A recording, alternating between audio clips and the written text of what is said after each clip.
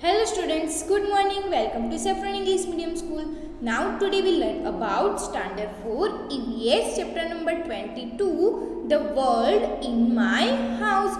हम इस चैप्टर में बहुत सारी छोटी छोटी कहानियों के बारे में पढ़ेंगे जो कि एक ऐसी सिचुएशन पर आधारित है जो हम अपनी डेली लाइफ में कभी ना कभी सारी सिचुएशन को फेस करते हैं.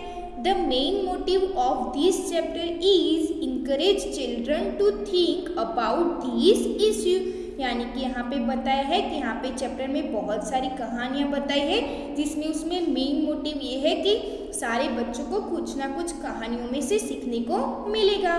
देन क्या है और उनके मन में इन टॉपिक्स को लेकर क्या बातें आती हैं, उनके मन में क्या एक्सप्रेस करते हैं, उनके लिए यहाँ पे हमें प्रेरित किया है. So let's start reading text books. Once again everybody in Merita's family is quarreling over watching the TV just like they do every day. यानी कि हर रोज़ की तरह ही जो मेरिटास की फैमिली है उसमें टीवी देखने के लिए क्वेलिंग यानी कि झगड़े हो रहे थे. तो यहाँ पे बताया है कि हर रोज़ की तरह मेरिटास की फैमिली में सभी लोगों को डिफरेंट प्रोग्राम देखना होता है एक ही टाइम में. तो उसी के बात को लेकर सभी लोग टीवी देखने के लिए झगड़े कर रहे थे. Merita's brother wants to match a cricket. यानी कि मेरिटास का जो ब्रदर है उसको टीवी प्रोग्राम में मैच देखना था. While little Susanna is eager to watch her favorite programs of songs. यानी कि उसकी जो छोटी बहन है सुजाना उसको टीवी प्रोग्राम में अपना जो फेवरेट सॉन्ग्स आता है वो देखना था. Mummy and aunty are good friends but their favourites TV programme are different. यानी कि मम्मी और आंटी दोनों गुड फ्रेंड्स जैसे हैं मगर दोनों को डिफरेंट प्रोग्राम टीवी में देखना था. Mummy like to watch the news while aunty enjoy a TV serial. यानी कि उसकी मम्मा को क्या देखना था, टीवी में न्यूज़ देखना था और उसकी आंटी को टीवी सीरियल देखना था. Merita's wants to watch cartoon and daddy enjoy the football match. यानी कि मेरिटा को टीवी में कार्टून देखना था और उसके पापा को फुटबॉल मैच टीवी में देखना था. तो यहाँ पे नेक्स्ट क्या बताया है, he says that he can watch TV only in the evening. Finally everyone had to watch the football match. यानी कि मेरिटास के डैडी ने बताया कि आप लोगों को तो पूरा दिन मिलता है टीवी देखने के लिए मगर मुझे तो शाम को ही टीवी देखने के लिए मिलता है क्योंकि उसके पापा तो सुबह ऑफिस जाते हैं तो वो शाम को आने के बाद ही टीवी देख सकते हैं. इसीलिए सिर्फ बाद में उन लोगों ने आपस में ऐसे डिसाइड करके जो पापा का फुटबॉल मैच था वो सभी लोगों ने देखना पसंद किया और फिर साथ में वो लोग मिलके टीवी में फुटबॉल प्रोग्राम देखने लगे. तो अक्सर आपके फैमिलीज़ में भी ऐसा होता होगा कि बहुत सारे लोग होते हैं तो टीवी एक ही होता है उसमें तो बहुत लोगों को ऐसे डिफरेंट टीवी प्रोग्राम देखना होता है. तो उसमें भी कई कबार हमारे घर में भी ऐसा होता है. तो मगर हम क्या करते हैं आपस में ही सुलझा के और बातचीत करके फिर हम एक ही टीवी मैच यानी कि एक ही प्रोग्राम टीवी में देखते हैं. देन नेक्स्ट क्या है, लेट्स अस टॉक. यहाँ पे क्वेश्चन बताए हैं उसके आंसर हमें बताने हैं. Then first question is in your home to do people quarrel over fans. यानी कि क्या आपके घर में भी ऐसे टीवी देखने में ऐसे झगड़े होते हैं just like TV, newspapers, chair और एनीथिंग एल्स. यानी कि उसमें भी ऐसे झगड़े होते हैं. Then how can we write answer, yes people in my home specially my sister and I quarrel over match. यानी कि ये हमारे घर में भी ऐसा होता है जस्ट लाइक यानी कि मैं और मेरी बहन अक्सर ऐसे टीवी में देखने के लिए हर रोज़ झगड़ा करते हैं.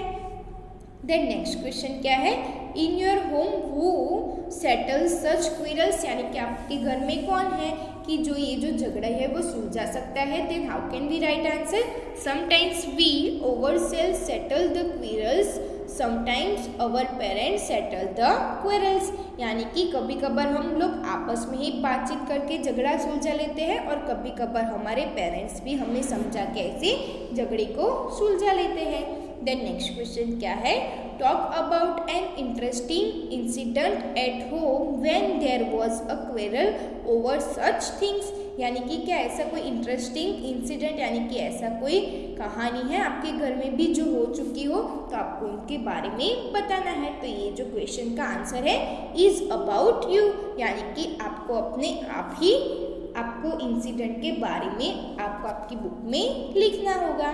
देन नेक्स्ट क्वेश्चन क्या है, have you ever seen people quarrelling over sometimes elsewhere what. यानी कि कभी क्या आपने कभी कहीं ऐसा झगड़ा देखा है और किसके बारे में। Then how can we write answer, yes I have seen people quarrelling over little things like which dish और order in restaurant, which seats the fan will run, who will issue the mobile और laptop. यानी कि ये हमने कभी कभार ऐसा देखे हैं झगड़े, जैसे कि छोटी छोटी बातों को लेकर भी झगड़े होते हैं, जैसे कि कौन से रेस्टोरेंट में जाना है खाने के लिए। देन हम मोबाइल में भी लैपटॉप के लिए भी हम ऐसे कई कभार झगड़े करते हैं। तो ऐसे आपको भी आंसर यहाँ पे आपके अकॉर्डिंग भी ये जो क्वेश्चन है उसके आंसर आप लिख सकते हो। Then our next situation is about inequality, यानी कि असमानता। तो यहाँ पे टॉपिक का नाम बता है why the difference. Then let's start topic. It is 7 o'clock in the evening, यानी कि शाम के 7 बजे थे।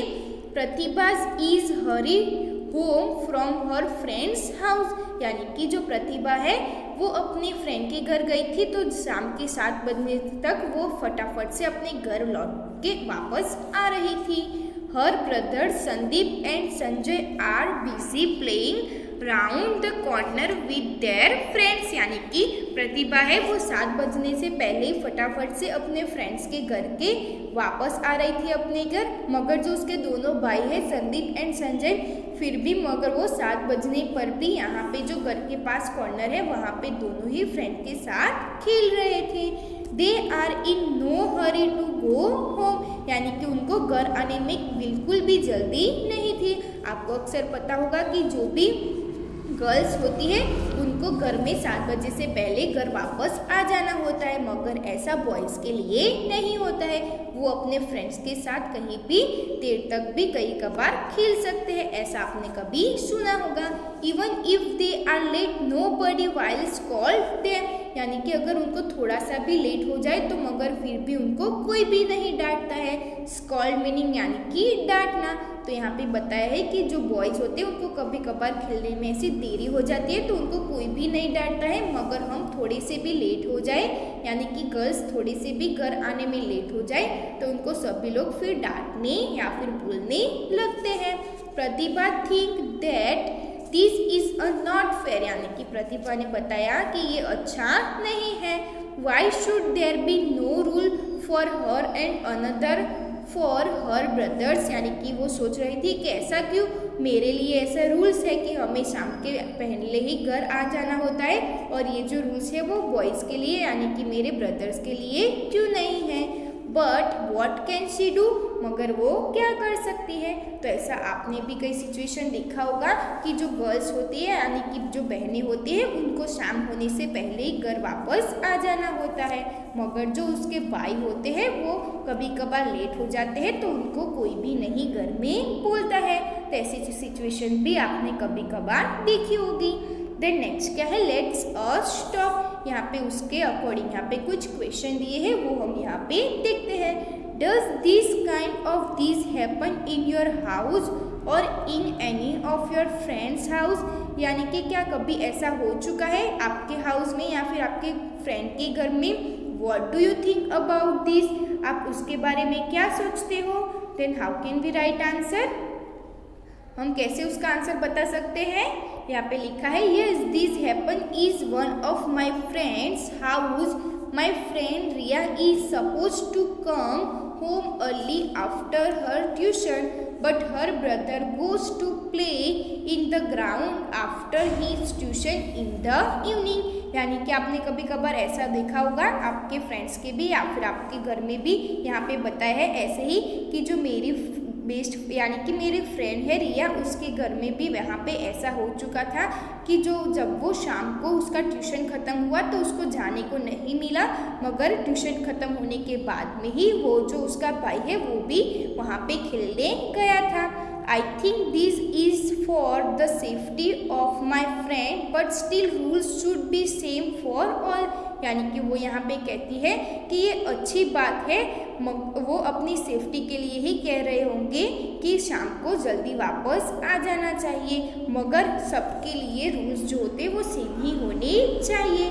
तो नेक्स्ट क्वेश्चन क्या है, do you think that there should be difference rules for girls and boys, women and man. यानी कि क्या आप सोच सकते हो कि ऐसे डिफरेंट रूल्स क्यों होते हैं, जैसे कि गर्ल्स एंड बॉयज़ में एंड वुमेन एंड मैन में। Then how can we write answer, I think no rules should not be different for boys and girls, man and women. यानी कि यहाँ पे बताया है कि ऐसे डिफरेंस रूल नहीं होने चाहिए बॉयज़ एंड गर्ल्स के लिए एंड मैन और वुमेन के लिए। If the government of our country has made laws equal for all citizens, then rules also must be same for all the citizens।